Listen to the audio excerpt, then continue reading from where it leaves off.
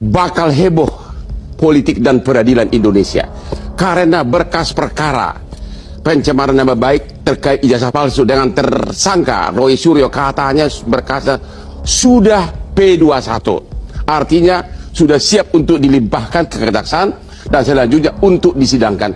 Bayangkan, karena ini adalah kasus pencemaran nama baik atau arsa kebencian, sebagian adalah delik aduan, maka pelapornya yaitu Jokowi harus duduk sebagai saksi korban. Bayangkan betapa nanti tim pengacara yang galak-galak dari Roy Suryo akan mencecar Pak Jokowi di persidangan, akan mencecar dengan berbagai pertanyaan yang masalahnya apakah Pak Jokowi berani datang di sidang? Berani nggak dia? Kalau tidak, perkaranya gugur. Bocoran dari, yaitu nggak saya sebut ya, yang berdinas di Polda Metro. Ya. Beliau bilang kalau Ade Darmawan sama Andi Aswan itu dibentak-bentak oleh salah satu polisi karena mereka berdua mendesak P21. Ini menarik ini Pak. Gitu. Nah, beliau bilang para gerombolan pembela itu nggak bakalan berani lagi nanya apa haknya mereka Pak untuk tanya-tanya P21 itu. Ya, sama kiri Mas. Biasanya kalau ada istilah dulu nih. Ya. Itu kalau ini asli loh, ini ada ini WA-nya. Kalau misalnya suaminya jenderal gitu, istrinya komandan jenderal. Nah, RI 1,5 kalau dia adalah RI 1,5. Jadi ini sama. Jadi karena merasa di backup oleh mantan presiden, jadi seolah-olah polisi di seluruh Republik Indonesia masih tunduk pada presiden, dan dia bisa kalau ada apa-apa bisa lapor kepada presiden. Dan dia pasti ngancam. Kalau nggak menuruti kemauan saya bisa dipidana. Itu pasti terjadi. Siap. Saya banyak korban. Saya yang tadi mungkin kebetulan Pak Ugro pas belum rawuh ya di Ayus ya suara. Tadi di sesi 1 itu Gogon ini ada Darmawan tadi itu dengan gagahnya membaca surat atas nama Pak Bersatu. Itu yang hari itu tadi katanya dia lapor untuk ketemu dengan Pak. Tadi ceritanya sih tidak dibentak-bentak, ceritanya. Dia katanya ketemu dengan Pak Dir, tidak selimu mungkin Mas Pak Dir. Kemudian menerima surat untuk mendesak Polri menangkap Pak. Nah itu anunya apa gitu? Mereka itu bukan legal standingnya ya, itu kemauannya kok ngujak itu Pak. Ya benar. Jadi karena merasa sudah dekat dengan pejabat tertentu lah. Saya berani katakan dia tidak kenal dekat dengan seluruh pejabat di Polri. Mungkin banyak anggota Polri yang tidak senang dia, gitu aja. Pasti, kan? Jadi menyatakan seperti itu kan tiap hari, mungkin beberapa hari dalam 1 minggu ke Polda. Ya kan? Masuk ruangannya di foto, habis itu nggak ada orang, keluar lagi soalnya habis menghadap. Itu trik-trik zaman dulu maklar-maklar kasus. Markus kayak gitu ya. Nah, jadi hal-hal seperti itu kita anggap angin lalu saja, karena memang karakter. Tapi Pak siapa? Adi Darmawan. Adi Darmawan dan Andi Aswan katanya. Peradi bersatu atau pengadu bersatu? Pengadu bersatu Pak. Ini loh, lagi ada nih loh WA-nya ya. Jadi gitu. Jangan nakut-nakuti lah. Kita ini kan sudah usia-usia segini, udah nggak perlu ditakut-takutin seperti itu. Intimidasi, ada ancaman, ada penghasutan dengan narasi kami dari timur, kalau tidak segera ditahan Roy CS, tidak segera dilimpahkan, maka kami akan duduki kantor kejaksaan, kami akan bakar kejaksaan. Dari mana redaksi seperti ini bisa dibenarkan sebagai orang-orang yang katanya hendak menegakkan moral? Lagi-lagi sebagaimana dituntut oleh Bung Adi Darmawan soal penahanan, kan berulang kali diminta untuk ditahan, padahal ada satu ambiguitas yang dipertontonkan kepada publik, seolah-olah ini mengkonfirmasi ada kebodohan yang akut sehingga publik melihat, oh ini sebenarnya ngerti nggak sih tentang hukum. Yakni apa? Satu sisi meyakini bahwa berkas ini sudah lengkap P21, tetapi meminta agar penyidik melakukan penahanan. Nggak nyambung. Maksudnya? Kalau memang ini sudah lengkap, maka P21 itu menjadi penanda kewenangan itu sudah berpindah dari penyidik kepada jaksa. Lalu apa urusannya meminta penyidik untuk nahan-nahan? Itu kebodohan yang pertama. Yang kedua, kalau kita bicara tentang framing P21 katakanlah demikian, saya ingin menggunakan 2 pendekatan. Pertama pendekatan otoritas, yang kedua substansi. Kalau kita ada informasi tentang pengumuman tersangka dan kita bertanya kepada polisi dan polisi secara mandiri mengumumkan bahwa seseorang itu sudah tersangka, ya memang itu kewenangan polisi dan memang sudah ditetapkan tersangka. Tetapi kalau kita bicara tentang pengumuman berkas lengkap, itu bukan kewenangan polisi, apalagi kewenangan Bung Adi Darmawan. Maka pada dasarnya kubu Jokowi berulang kali mengatakan ini berkas P21. Oke lah kalau tadi berkas P21 dari jaksa, tersangka tidak diberikan tembusan, nggak ada kewajiban. Lalu bagaimana dengan pelapor? Apalagi urusannya dengan pelapor. Lalu apa dasarnya di seluruh media mengatakan ini P21, P21? Untung saja ini nggak ada pasal 14 ayat 1 dan 2 Undang-Undang Nomor 1 tahun 1946 tentang mengedarkan kabar bohong yang menerbitkan keonaran yang ancaman pidananya 10 tahun penjara. Kenapa? Kebohongan.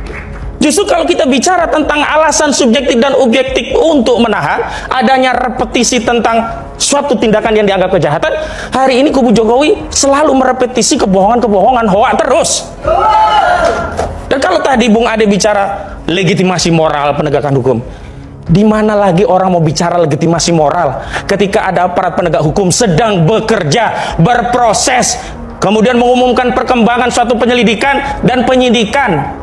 Tiba-tiba ada intimidasi, ada ancaman, ada penghasutan dengan narasi saya kami dari timur, kalau tidak segera ditahan Royces, tidak segera dilimpahkan, maka kami akan duduki kantor kejaksaan, kami akan bakar kejaksaan. Dari mana redaksi seperti ini bisa dibenarkan sebagai orang-orang yang katanya hendak menegakkan moral? Pengacara Roy Suryo, polisi dan jaksa ragu-ragu di kasus ijazah Jokowi. Pengacara Roy Suryo CS Ahmad Hozinuddin menyatakan polisi dan jaksa kini tengah mengalami keraguan-raguan dalam penanganan kasus ijazah mantan Presiden Joko Widodo atau Jokowi yang membuat Roy Suryo CS sebagai tersangka. Saya awali dengan satu adagium yang ini sebenarnya dikenal di persidangan. Namun tampaknya inilah yang membuat kepolisian juga kejaksaan ragu terhadap perkara ini, ujarnya dalam program Rakyat Bersuara E-News, Rabu, 10 Juni 2026. Apalagi setelah mendengarkan pernyataan-pernyataan kubu Jokowi sebagaimana disampaikan Ade Darmawan dalam program Rakyat Bersuara semakin membuat yakin jika polisi dan jaksa mengalami keraguan-raguan. Maka itu, sudah sepatutnya jika pihak kepolisian dan kejaksaan menghentikan kasus ijazah Jokowi. Bahkan, di khusus malam ini kalau pihak kepolisian Polda Metro Jaya dan Kejati DKI melihat argumentasi yang hadir dalam program Rakyat Bersuara malam hari ini, saya meyakini Polda dan Kejati DKI makin ragu. Katanya bahkan, sudah sepatutnya pula kepolisian dan kejaksaan melepaskan status tersangka Roy Suryo CS dalam kasus tersebut. Sebagaimana disebutkan dalam adagium hukum, lebih baik melepaskan 1000 orang bersalah daripada menghukum 1 orang tidak bersalah. Ada asas hukum yang disebut dan ini sebenarnya di persidangan. Tampaknya ini diterapkan dalam proses penyidikan yakni in dubio pro reo, jika ragu-ragu lepaskan, ucapnya. Peradi bersatu desak Roy Suryo ditahan. Kok susah banget ya Jokowi dapat keadilan? Sekretaris Jenderal, Sekjen, Peradi Bersatu Ade Darmawan meminta penyidik Polda Metro Jaya mempertimbangkan penahanan terhadap Roy Suryo terkait kasus dugaan tudingan ijazah palsu Presiden ke-7 RI Joko Widodo, Jokowi. Permintaan itu disampaikan langsung kepada Direktur Reserse Kriminal Umum di Treskrimum, Polda Metro Jaya Kombes Iman Imanuddin. Ade mengatakan pihaknya telah menyerahkan surat kepada Iman Imanuddin. Saya tidak bertanya kepada beliau. Saya hanya sampaikan surat sesuai dengan peraturan perundang-undangan, saya uraikan satu persatu, kata Ade dalam program Rakyat Bersuara bertajuk, Babak Baru Berkas Lengkap, Ijazah Diuji, yang tayang di E-News, Rabu, 10 Juni 2026. Menurut dia, Roy Suryo memenuhi alasan objektif dan subjektif untuk ditahan. Salah satu pertimbangannya adalah dugaan tindak pidana yang dilakukan secara berulang. Saya sampaikan kepada Pak Dir, Kombes Iman Imanuddin, ini kan sudah sangat jelas dalam aturannya, ini layak dilakukan penahanan, ujarnya. Ade menyinggung kasus sebelumnya yang pernah melibatkan Roy Suryo terkait unggahan stupa Candi Borobudur yang diedit menyerupai wajah Jokowi. Menurut dia, terdapat kemiripan dengan kasus ijazah Jokowi yang saat ini tengah diproses. Dia berpendapat dugaan tindak pidana yang berulang menjadi salah satu alasan penting bagi penyidik untuk menahan Roy Suryo. Kalau pidananya sejenis seperti ini itu belum pernah tidak dilakukan penahanan. Karena 2 kali ini, ujarnya selain itu, Ade menilai dugaan pencemaran nama baik atau fitnah terhadap Jokowi masih terus berlangsung hingga saat ini. Karena itu, dia meminta aparat penegak hukum mengambil langkah tegas. Alasan penahanan pertama melakukan tindak pidana berulang. Kedua hampir tiap hari ini dilakukan terus-menerus. Fitnah ini berjalan terus, katanya. Rizal Fadilah, tersangka tudingan ijazah palsu Presiden ke-7 RI Joko Widodo, Jokowi, mendesak polisi bersikap tegas terkait penanganan perkara tersebut. Dia ingin mendapat kepastian hukum.